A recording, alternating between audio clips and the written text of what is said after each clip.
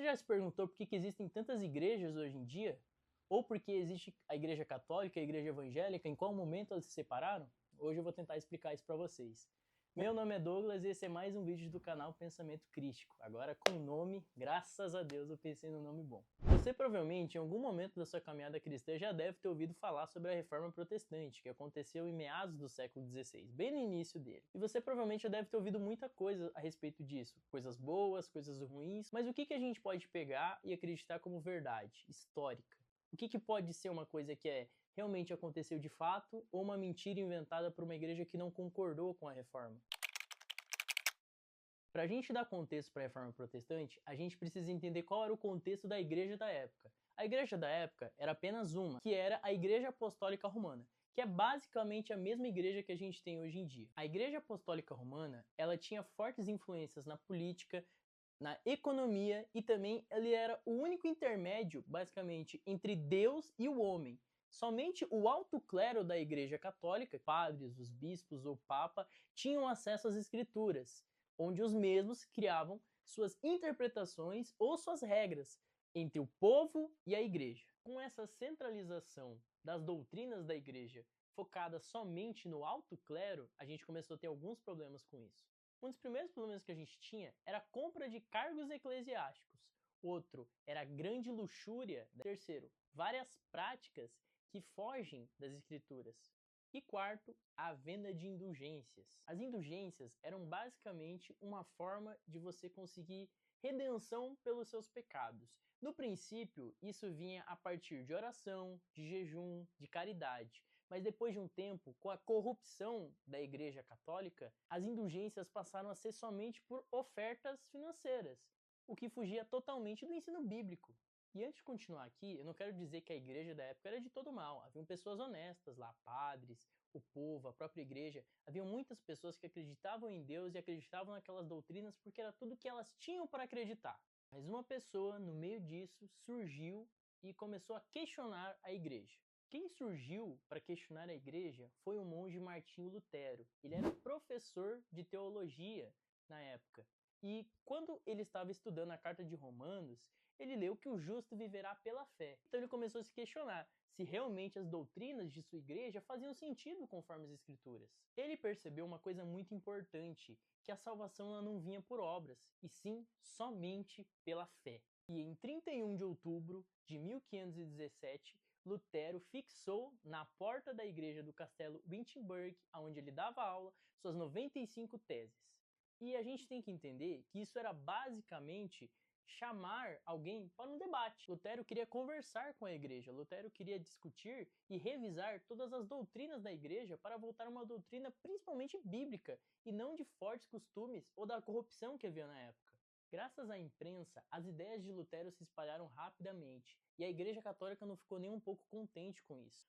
A Igreja Católica solicitou que ele se retratasse e ele foi. Em 1521, diante do imperador Carlos V, Lutero declarou que não tinha nada que se retratar, que ele estava com a sua consciência limpa e nem queria e nem iria se retratar.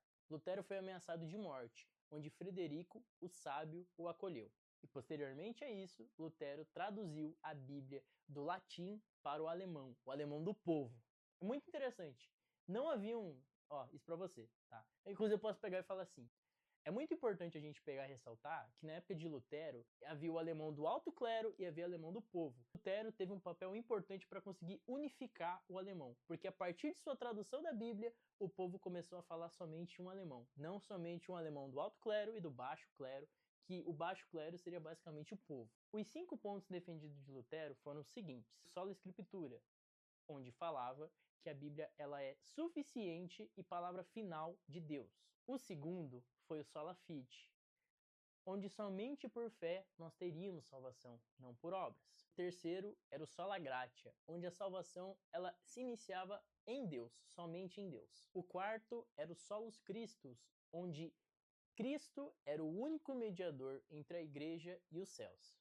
E o quinto e último era o solo Deo gratia, onde nós deveríamos dar somente graças a Deus e não a nenhum homem. Depois de Lutero, vários continuaram suas ideias. Um deles foi João Calvino, onde com o calvinismo reorganizou as ideias de Lutero, apresentando ideais voltados à soberania de Deus, onde o homem não teria papel sobre a sua salvação, e somente Deus.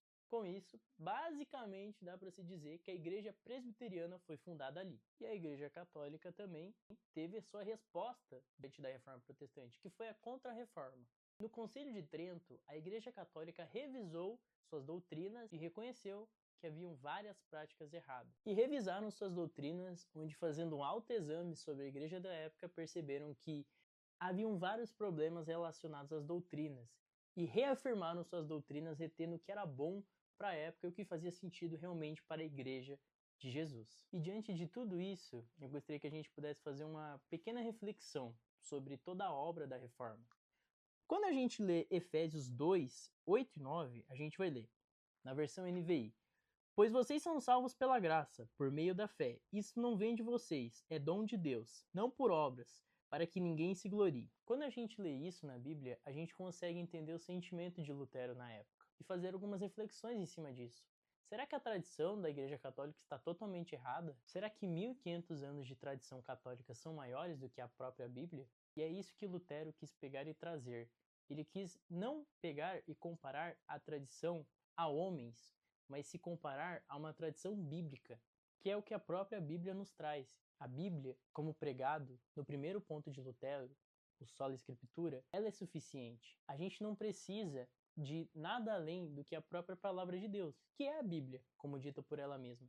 E no meio disso você pode se questionar, tá, mas a Bíblia não foi escrita por homens? E sim, a Bíblia foi escrita por homens, mas homens que foram inspirados pelo próprio Deus. Então, no final, a reflexão que a gente pode pegar e fazer no final é que sim, a Bíblia pode ser maior do que 1500 anos de tradição. A palavra de Deus, ela pode ser usada para que você possa ser mais inteligente do que pessoas mais inteligentes do que você.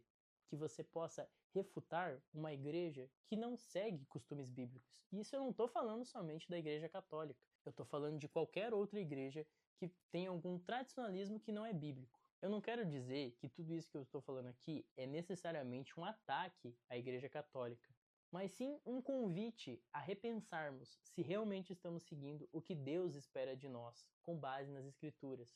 E eu te peço, se você é católico ou se você vem de alguma outra denominação que você não tem certeza sobre suas doutrinas, que você busque um consolo do próprio Deus sobre como existir e como deve ser a sua caminhada enquanto você está de passagem aqui na Terra. Eu quero deixar o meu abraço a todos vocês e eu quero pedir, se você é de alguma outra denominação que não necessariamente leva a Bíblia como palavra final, ou se você é até mesmo um protestante evangélico que concorda totalmente com a Bíblia, se você tem alguma reflexão a fazer sobre isso. E se você não faz parte desse seleto grupo que acredita que a Bíblia é 100% a palavra de Deus e somente ela basta, eu queria que você pudesse deixar aqui nos comentários por que você acredita dessa forma. Que a gente possa fazer um debate saudável diante das perspectivas da Bíblia, de Deus, acreditar de forma fidedigna a tudo que está sendo pregado aqui.